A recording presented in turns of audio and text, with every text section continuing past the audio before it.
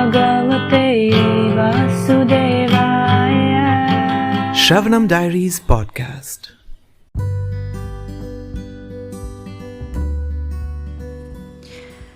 Reading Bhagavad Gita as it is, the book by His Divine Grace Abhay Charanaravinda Bhaktivedanta Swami Prabhupada, Chapter 6, Dhyana Yoga, Text 1.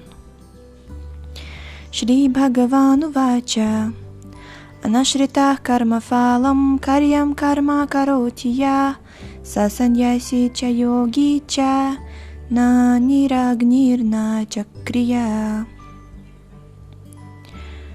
The Supreme Personality of Godhead said, "One who is unattached to the fruits of his work, and who works as he is obliged, is in the renounced order of life. And he is the true mystic, not he who lights no fire and performs no duty." Purport. In this chapter, the Lord explains that the process of the Eightfold Yoga system is a means to control the mind and senses. However, this is very difficult for people in general to perform, especially in the age of Kali. Our age, right? Although the Eightfold Yoga system is recommended in this chapter, the Lord emphasizes that the process of karma yoga, or acting in Krishna consciousness, is better. Everyone acts in this world to maintain his family and their paraphernalia, but no one is working without some self-interest, some personal gratification, be it concentrated or extended. The criteria of perfection is to act in Krishna consciousness and not with a view to enjoying the fruits of work. To act in Krishna consciousness is the duty of every living entity, because all are constitutionally parts and parcels of the Supreme. The parts of the body work for the satisfaction of the whole body. The limbs of the body do not act for self-satisfaction, but for the satisfaction of the complete whole. Similarly, the living entity who acts for satisfaction of the Supreme Whole and not for personal satisfaction is the perfect sannyasi, the perfect yogi.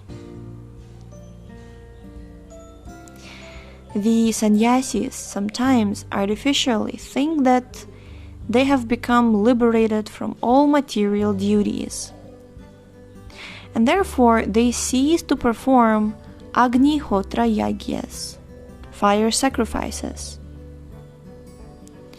But actually they are self-interested, because their goal is to become one with the impersonal Brahman. Such a desire is greater than any material desire, but it is not without self-interest. Similarly, the mystic yogi who practices the yoga system with half-open eyes, ceasing all material activities, desires some satisfaction for his personal self. But a person acting in Krishna consciousness works for the satisfaction of the whole without self-interest. A Krishna conscious person has no desire for self-satisfaction. His criteria of success is the satisfaction of Krishna, and thus he is the perfect sannyasi or perfect yogi. Lord Chaitanya, the highest perfectional symbol of renunciation, praise in this way. Na dhanam na janam na sundarim kavitam va jagadisha kamaye mama janmani janmanishvare bhavatad bhaktirahaytuki tvai. Quote, O Almighty Lord, I have no desire to accumulate wealth, nor to enjoy beautiful women, nor do I want any number of followers. What I want only is the causeless mercy of your devotional service in my life, birth after birth.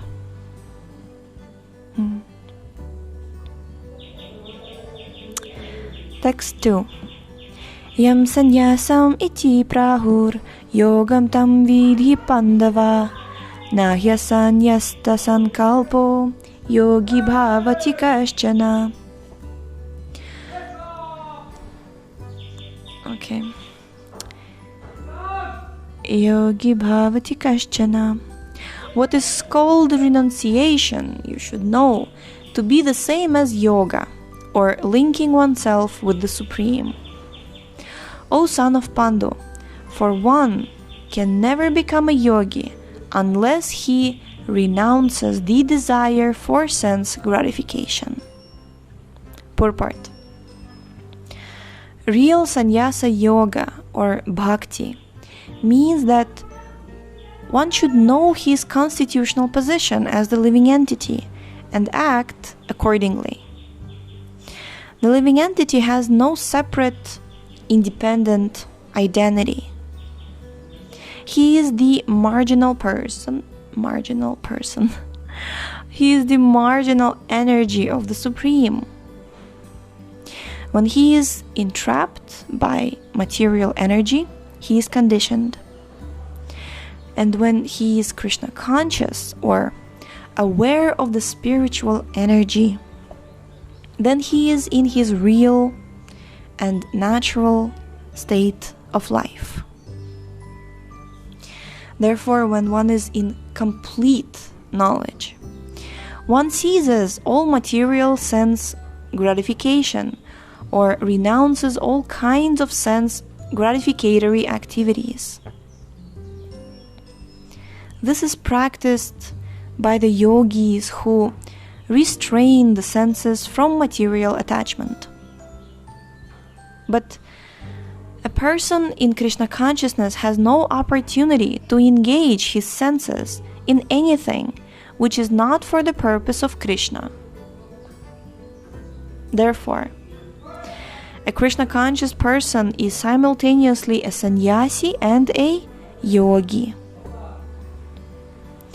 The purpose of knowledge and of restraining the senses as prescribed in the jnana and yoga processes is automatically served in Krishna consciousness.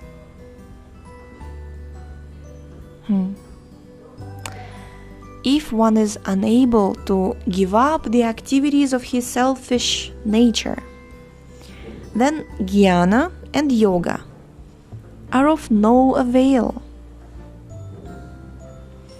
The real aim is for a living entity to give up all selfish satisfaction and be prepared to satisfy the Supreme. A Krishna conscious person has no desire for any kind of self-enjoyment. He is always engaged for the enjoyment of the Supreme. One who has no information of the Supreme must, therefore, be engaged in self-satisfaction, because no one can stand on the platform of inactivity. All purposes are perfectly served by the practice of Krishna consciousness.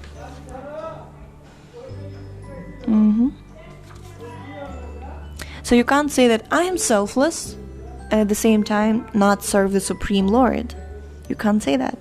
You're either absorbed in serving the Supreme Lord and therefore you are selfless, or you're actually selfish. Because even yogis who are supposedly involved in deep meditation, they have some self-motive. Even people who, in material sense, give everything to others, but not to the Supreme Lord, just to other people, there is some self-motivation. They're engaged in some kind of self-satisfaction, extended. But if you're actually, like this verse, na dhanam, na janam, na sundarim, kavitam va jagadisha kamaye, mama janmani janmanishwari, bhavatad bhakti rahaitu kitvaye. This is real, selfless love, basically. Yeah. And what we were talking before about self-realized person who is basically floating in the ocean of unlimited happiness within. You can't do that if you're engaged in self-satisfaction, because you're satisfying the Supreme. You're absorbed and immersed in devotional service, in Krishna consciousness. That's when you float in the ocean of unlimited happiness, because you're satisfying the Supreme Lord. And Supreme Lord is the reservoir of pleasure and reservoir of all happiness. Jai.